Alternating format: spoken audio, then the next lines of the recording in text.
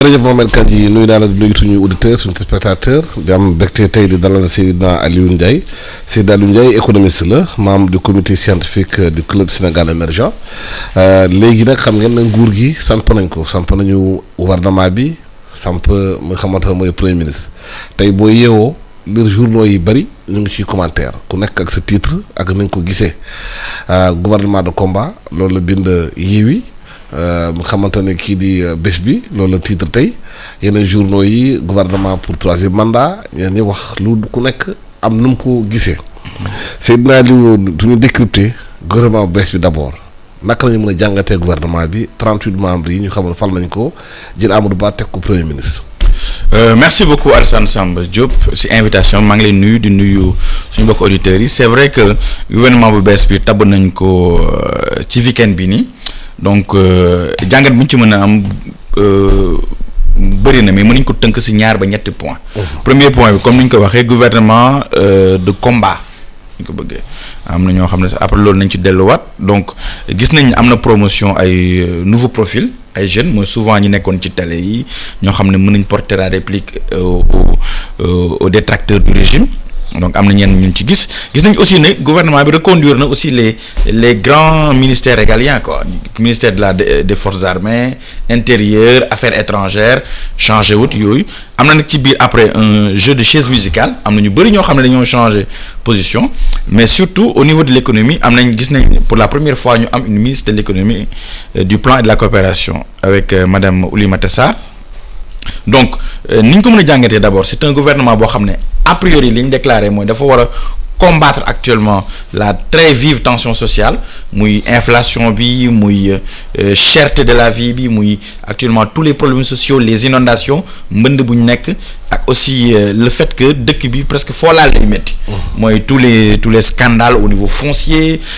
santé bi nga xam ne de plus en plus on a des accidents graves qui choquent l'opinion donc ak répercussions yi am ci contexte géopolitique mondial ak contexte macroéconomique mondial bi yépp loolu le gouvernement bi a priori war a mën a tacler comme on dit en anglais léegi nag ci kanam dinañ xool ndax loolu dina ko mën a def mais man dama am ay doutes j'ai des doutes très très très sérieux sur le fait que là il reste 16 mois avant les élections et puis soo jëlee les grands agrégats macroéconomiques du Sénégal ça va être très difficile sinon impossible parce que boo jëlee benn ratio de dette sur PIB qui est autour de 75% selon la chiffre officiel yi génn nga jël presque une facture bu ñuy importer ci lekk parce que du Sénégal presque 57% yëpp dañ koy importer ci lekk alors que on a une facture qui tourne autour de 500 milliards de francs CFA nga gis na lépp dañ koy subir comme conjoncture la conjoncture est très difficile muy crise énergétique des crises alimentaires des crises environnementales donc ñetti crises yooyu yëpp boo ko dajalee muy tombé ci dëkk boo xam ne malheureusement 10 ans yi ñu def yëpp on n'a pas créé assez de soupapes assez de pare-feu assez de moyens de résilience je crains que mu nekk juste un gouvernement boo xam ne qui va essayer de se démerder mais je ne vois pas comment ils vont vraiment réussir à tacler mais tey suba ci information dëgg ci plan international nee nañu la Russie a libéré son blé te blé bi ñu ko libéré dina wàññi njëg blé bi ci le marché international. Alors loolu c'est une bonne nouvelle mais ça va pas être du tic au tac parce que déggoon nga fi temps yi passé ba président de la République demewoon Ukraine au nom de l'Union africaine pour jéem a trouver une sortie de crise justement ci marché du blé boobu pour que Russie mën a évacuer les ports situés sur la mer Noire de l'Odessie pour que justement les bateaux et les cargaisons de blé ukrainien puissent partir mais loolu ba nga ko déggee ba léegi ça fait presque 1 mois 2 mois jusqu'à présent sentir guñ effet bi. parce que dégg nañu secrétaire général des Nations Unies. surtout ñu naataango RFI di ko interroger. muy ñëwaat ci loolu. expliquer lan mooy bon blocage yi. tey ci suba ci RFI ñu dégg que la Russie a libéré son blé avec un prix bi nga xamante ne sur le plan international dina wàññi njëg yi compétitif. alors loolu c'est une très bonne nouvelle mais je crains que répercussions yi parce que entre une décision politique ak répercussions yi am au plan économique ça va prendre peut-être 3 mois peut-être d'ici début d'année bi si jamais am na évolution justement ci conflit russo-ukrainien bi mën nañ attendre à ce que le blé puisse diminuer je rappelle que Sénégal presque 55% du blé bu ñu consommer mu ngi jógee Russie ak Ukraine donc et quand on parle de blé on parle de pain on parle de farine on parle des intrants pour les industries meunières etc. Et tout ça a un impact très très très précis sur le panier de la ménagère parce que Alassane guerre Russie-Ukraine bi ak aussi sortie Covid bi dafa perturber chaîne d'approvisionnement internationaux yi ce qui fait que actuellement lépp moo gën a yokk lépp gën a cher parce que yow miy jaay intrants yi ngay utiliser même bu nekkee ne da ngay transformer intrants yi dafa gën a yokk par exemple xam nga ne Ukraine nekk na un grand pays boo xam ne dañ fay produire lépp lu ñuy wax ay urée ay potasse li nga xam ne ay matières premières la yi industrie chimique du Sénégal utilisée pour créer engrais donc yooyu yëpp le prix a flambé de 138% yenn yi 250% te malheureusement amuñu industrie amuñu politique industrielle locale boo xam ne moo ñu waroon mën a permettre ñu kii parce que Sénégal am nañ lépp am nañ suuf am nañ géej am nañ jën am nañ ndawal on a tout pour que Sénégal au lieu ñuy fay 500 milliards chaque année bitim réew au lieu suñ taux de couverture des exportations par rapport aux importations nekk de 57% waroon nañ mën a fexe ba nañ ko abaisser autour de 30%. fexe ba nga xam ne di nga teg levier résilience yëpp. yu la mën a permettre politique économique fiscale bi ñuy teg mën a am jeexital ci Sénégal yi parce que. dama am benn point boo xam ne c'est très important xam nga soo xoolee dama doon analyser moo xool politique économique fiscale bi ñu am tous ces 10 dernières années xam nga da ngay dégg d'année en année ñuy wax ne le budget augmente mais budget boobu lan ma koy augmenter c'est parce que y a de nouvelles taxes qu'on met tout le temps c'est une politique du tout fiscale on a une taxe sur la sortie de l'arachide on a une taxe sur les bouillons sur les etc. On a une taxe sur les cigarettes, on a une taxe sur l'alcoolisme, on a eu deux taxes sur le ciment. Et c'est d'ailleurs ça qui provoque actuellement la crise de l'industrie de la cimenterie. Dès que vous avez muy Dangote, muy Sococim, ils ont arrêté parce qu'ils ne sont plus compétitifs. Nous avons une tonne de ciment, moins de 100 000 francs. Et pendant ce temps-là, le pauvre Sénégalais est squeezé de partout où tout coûte très cher. Tout coûte très cher. État bi man je vois pas y a une marge de manœuvre la mën a am à part des décisions radicales pour vraiment changer les choses mais bu ñu bëggee prendre les mêmes solutions qui ont tout le temps échoué avec souvent les mêmes personnes parce que man gouvernement bi ma gis ni gouvernement c'est un gouvernement politique boo xam ne am na ay points importants yoo xam ne presque dañ ko nëbbal noonu rek te incha allah d'ici quelques mois d'ici quelques semaines on se rendra compte que am na affaire yoo xam ne des na. mais yan décision radicale la ñu mën a jël pour soulager population bi surtout ci mbirum njëg yi xam population fi nekk ñoom bu leen duñu tal mooy lu ñu lekk te dem ci marché bu ñu amee seen 1000 francs mu ñu fa jënd lu ñu fa añee. alors loolu c'est une très bonne question comment faire pour que actuellement ni prix kii donc te xam nga ne affaire bi yow boo defee ay subventions. ci produit nga xam ne yow maîtriser woo seen structure de prix comme par exemple le riz mën nga ko subventionner mais ok pour nga subventionner il faut que am déjà ay recettes fiscales yu lay permettre nga mën ko def bañ a creuser déficit bi bañ a niveau endettement actuellement on est plein donc on ne peut plus recourir presque à l'endettement parce qu'on est au-delà de la norme communautaire de 70% du ratio dette sur PIB on est à 75%. Ça c'est la première chose deuxième chose bi man li ma gis mooy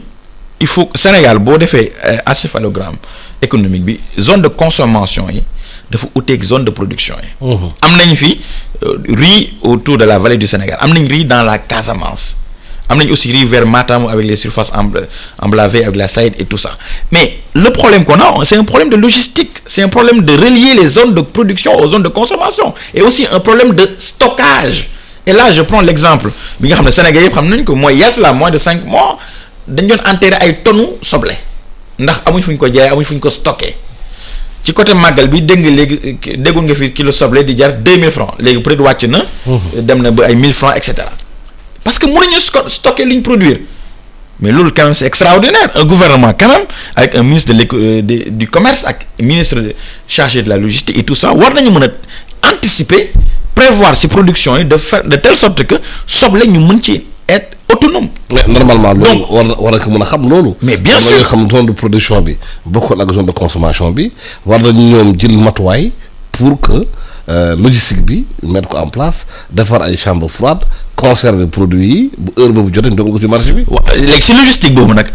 borom xam yow dañoo d'accord ne. moyen de transport bi gën a baax ci mën a transporter ay quantité yu extraordinaire mën a relier les zones de production aux zones de consommation saxaar la c'est le train. C'est le rail. Or nag depuis 2012 ba léegi nii ce qu'on rend compte c'est la léthargie ou la mise à mort du chemin de fer. D'ailleurs sax boo seetloo ci gouvernement bees bi les 38 ministres le secrétariat d'État chargé du réseau ferroviaire a été rayé, a été biffé. Donc il y a plus de chemin de fer au Sénégal et boo amul chemin de fer c'est comme si nga teg sa benn kaasu ndox ne da ngay organiser ci biir tempête. C'est une tempête dans un verre d'eau. On pédale dans le vide, on ira nulle part parce que dañuy daw di daw rek on est dans le tout routier. Alors que chemin de fer Dakar Bamako bi moo war a nekk la priorité absolue le seul dernier chantier du président de la République actuellement c'est le Dakar Bamako fexe ba mu daw et bu dawul les personnes qui sont là qui empêchent mu daw ñu jëlee leen fi indi fi ñoo xam ne dañ koy dawal parce que Dakar Bamako bi bu dawoon mais ça va traverser 6 à 7 régions du Sénégal ça va desservir toutes les anciennes villes qui sont actuellement devenus paupérisés par l'absence du chemin de fer boo demee ay Gossas ay Pout et tous ces gens là et ñi nekk ci dëkk boobu yëpp li tax ñu bàyyi seen lépp ñëw ci Dakar exode rural massif bi fi am ak paupérisation bi am ak bidonville bi am yi Dakar yëpp c'est parce que fi ñu nekkoon moo amatul dara loo xam ne mënuñ ko fa def donc chemin de fer bi tant que newul priorité absolue devant toutes les autres priorités dara du mën a dox Sénégal on va perdre notre temps. parce que yow da nga yaakaar dafa am ñu toog di bloquer chemin de fer bi. mais bien sûr dafa am ñoo xam ne seen intérêt mooy statu quo. intérêt bi mooy dañuy fexe lëndëmal président de la République lëndëmal autorités yi pour wax leen ne non chemin de fer actuellement CFS ñaata nit dafay liggéey à peu près 500 personnes est-ce que dañuy liggéey le train est à l'arrêt depuis 2018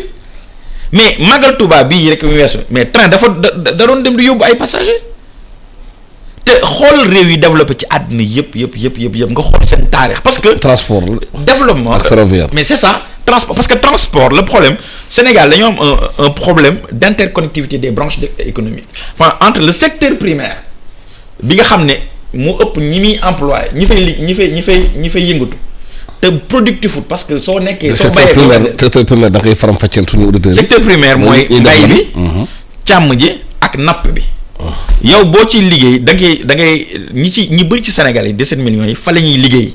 mais nag productiful mooy soo ci liggéey ba pare li nga ci war a am ci koom-koom bëriwul bëgguma dugg ci ay chiffres pour léegi nag te ñu bëri fa lay liggéey léegi boo jógee ci loolu te loolu dafa activité saisonnière la léegi dafa am secteur bi nga xam ne mooy secteur tertiaire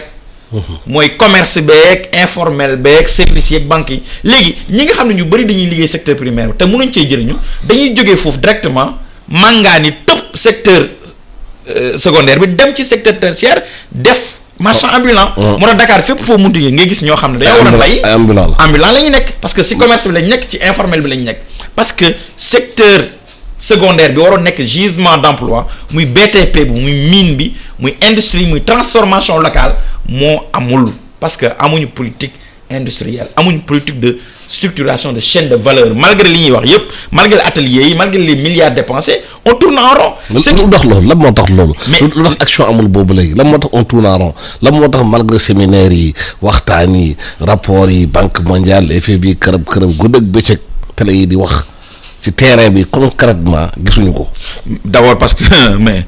il faut oser le dire incompétence la parce que ñiñ dénk ñoo xamul ci affaire yi dara parce que boo jiitalee yow d'abord et avant tout le critère politique pour nommer à des postes alors qu'il y a des milliers de Sénégalais compétents ci lépp mais ki fa teg mu xam politique xamul d'abord ci affaire yi dara et puis xam nga loo jàngut mënoo ko tari. mu leer affaire économie xam-xam la nit ñi dañuy jàng bac plus 8 xam-xam ko gis ko ci expérience di gis Brésil gis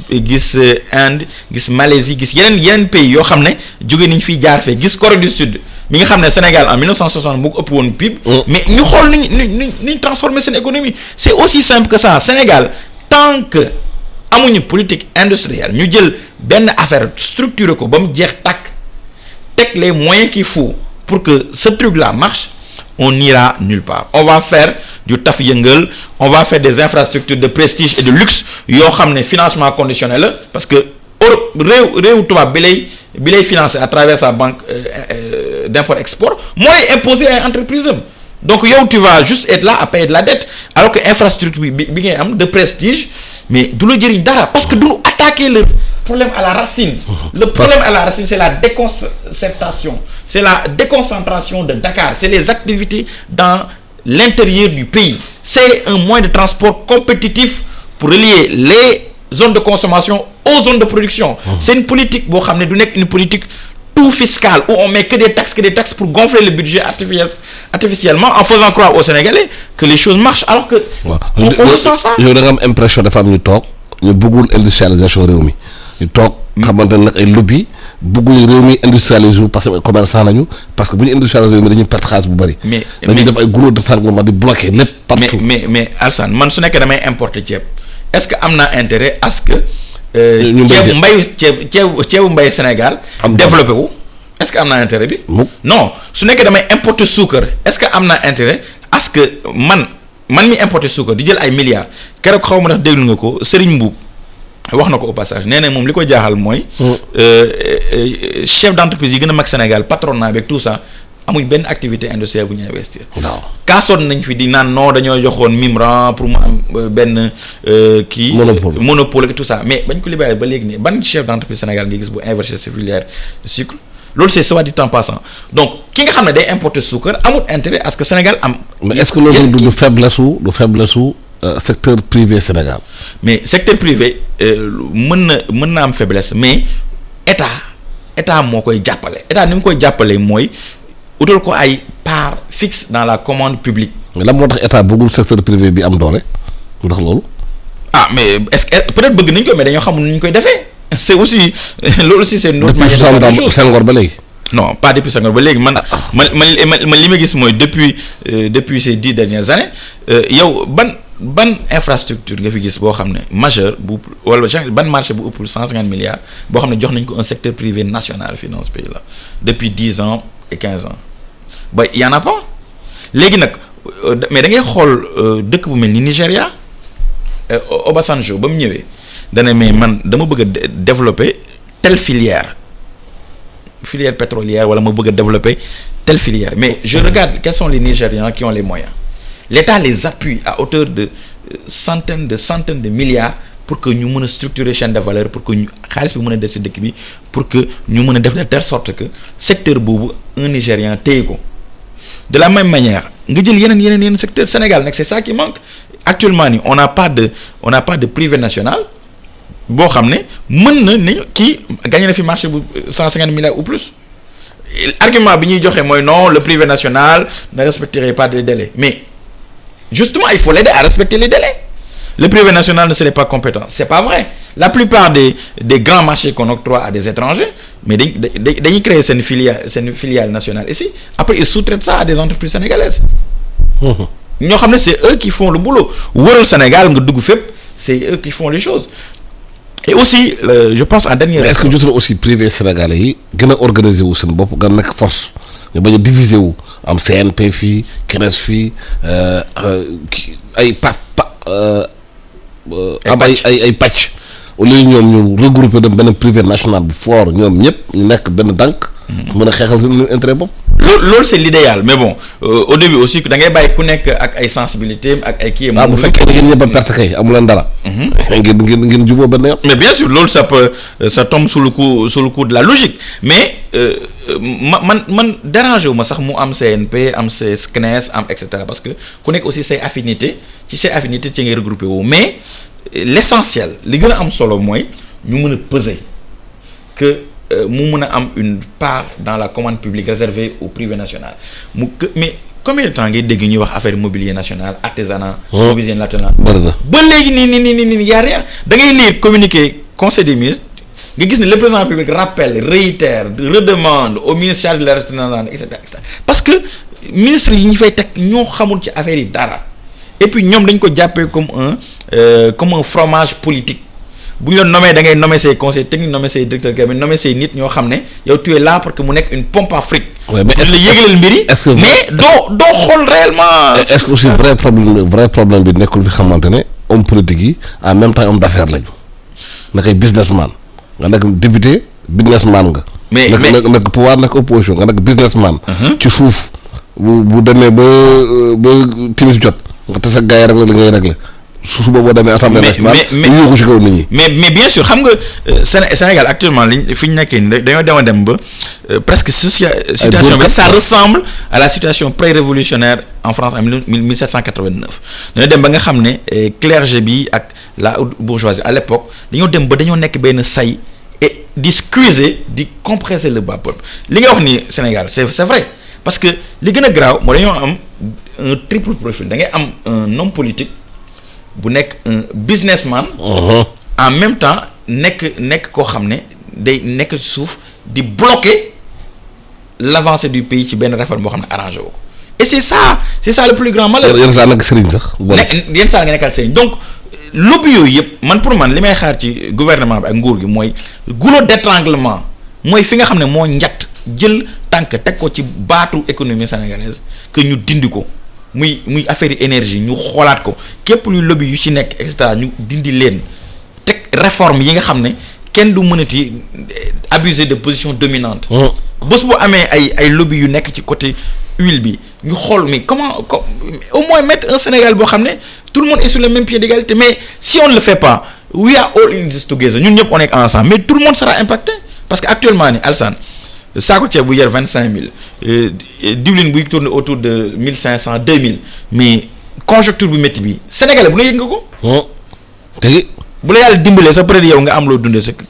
ak sa njaboot mais le voisin de côté am na problème boobu. ñëpp la chaîne bi yëpp la. ñëpp sonn te loolu nag li ñu ci mën a génne. mooy parce que bu méttee Fouta Dakar yëg ko. mais bien sûr. mais bu méttee Fouta sànq wax naa la ne bu méttee Fouta Kolda Tamba Kaolack Ziguinchor. Dakar yëg ko mais ñëppay ñëw Dakar. ñëpp a ñëw Dakar nekk fii. bu ñëwul sax nga yónnee de. waaw bu ñëwul Orange Money Wave ba nga bëgg a dee. sinon nga yónnee donc problème bi mooy il faut ñu am un bon choix sur les hommes ensuite mu am rigueur ak détermination si mener les vraies politiques pour les réformes en profondeur ensuite aussi xool niveau bi Sénégal toll quelles sont les 2-3 choses prioritaires qu'il faut faire et les faire. C'est-à-dire que boo génnee 100 que 100 yi effectivement dugg ci affaire bi. te yaakaar nga yow nguur gi samp ne mën nañu wàññi njëg yi mën nañu njëg yi. man je le souhaite nag parce que man je suis patriote bëgg naa sama réew quand même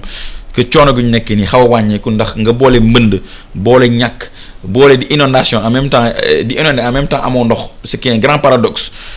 campagne arachidière bi di waaj a jeex ñu war a xool bañ prix la ñuy fayee ensuite perturbation ci am ci chaîne alimentaire bi yëpp et cetera c'est très très compliqué mais comme man je suis un éternel optimiste yaakaar naa peut-être que comprendre nañ le message. mais est-ce que waruñu rationaliser les dépenses de l'État xoolaat aussi la dépense publique. mais bien sûr efficience am efficacité. mais bien sûr wàññi train de vie de l'État. mais loolu c'est évident agence yu bëri yi. c'est évident que am na ay institutions yoo xam ne institutions yoo xam ne gisuñu vraiment sa njëriñ. moi je suis désolé je n'ai rien contre le HCCT ak le CSE mais gisuma seen njëriñ quoi parce que très concrètement boo génnee li la citoyen lambda bi di la wax ak li nga xam ne yow peut-être en tant qu'expert mën nga ko analyser ça recoupe donc rationalisation vie politique bi vie publique bi loolu c'est une condition sine qua non parce que booy diglee càngaay da ngay set ba pare te boo commencé rationaliser les choses commencé teg ay affaires yoo xam di nga gis ay ministres yore ñetti oto juróomi oto am lu yàqal la loolu benn oto doy na. l'image que ça donne ça mën na sembler ça mais nag aussi faut pas aussi être dans une logique d'économie de bout de chandelle quoi ay benn oto ñaari oto ministre sur un budget de 5 000 milliards nekkul loo xam ne. oto am na solo ah. oto am na solo mais je veux dire 50 millions mën na de maanaam dépenser ay projets yu bëri. mais bien sûr. oto bi jël 50 millions. moi je suis parfaitement d'accord avec vous que